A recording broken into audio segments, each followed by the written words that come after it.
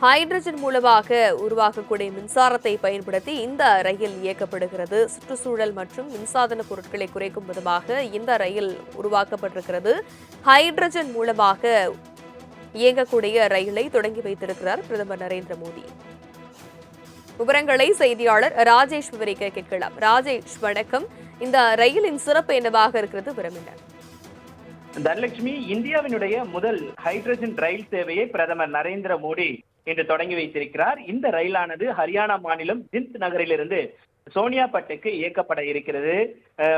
நாட்டினுடைய தூய்மையான எரிபொருளான ஹைட்ரஜனை பயன்படுத்தி ரயிலிலேயே தேவையான மின்சாரத்தை உற்பத்தி செய்யும் இந்தியாவின் முதலாவது ஹைட்ரஜன் எரிபொருளால் இயங்கக்கூடிய ரயில் இயக்க இந்திய ரயில்வே தயாராகி இருக்கிறது. இந்த ரயில் பொறுத்த வரைக்கும் கரியமில வாயு வெளியீட்டில் நின்று செயல்படும் என்று ஏற்கனவே அறிவிக்கப்பட்டிருக்கக்கூடிய சூழ்நிலையில் கடந்த 12 ஆண்டுகளில் மின்மயமாக்கல் விரைவுபடுத்தப்பட்டதன் மூலமாக டீசல் இறக்குமதியின் மூலமாக அதன் சார்ந்திருப்பது பெரும் அளவில் குறைந்திருக்கக்கூடிய சூழ்நிலையில் தூய்மை மிக்க ரயில் போக்குவரத்தின் அடுத்த கட்ட வளர்ச்சிக்கு வலுவகுத்துள்ளதாக ஏற்கனவே செய்திகள் எல்லாம் வெளியாகி இருந்த நிலையில்தான் பிரதமர் மோடி இதனை தொடங்கி வைத்திருக்கிறார். குறிப்பாக இந்த தூய்மை மிக்க ரயில் போக்குவரத்தை பொறுத்த வரைக்குமே அடுத்த கட்ட வளர்ச்சிக்கு வழிவகுக்கும் என்று தெரிவிக்கப்பட்டிருக்கிறது.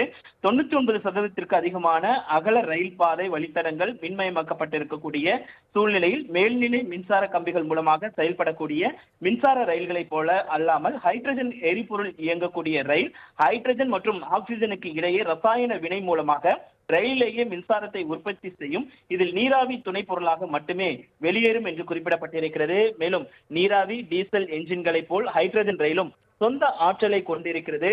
நிலக்கரி அல்லது டீசல் போன்ற பாரம்பரிய எரிபொருட்களை எரிப்பதற்கு மாற்றாக வளிமண்டலத்தில் உள்ள ஆக்சிஜனை பயன்படுத்தி ஹைட்ரஜன் மூலமாக மின்சார உற்பத்தி செய்யப்படுகிறது. எனவே எரிக்கப்படக்கூடிய நிகழ்வோ மின்சார விநியோகத்தை சார்ந்திருக்கக்கூடிய நிலையோ இந்த ரயிலில் கிடையாது.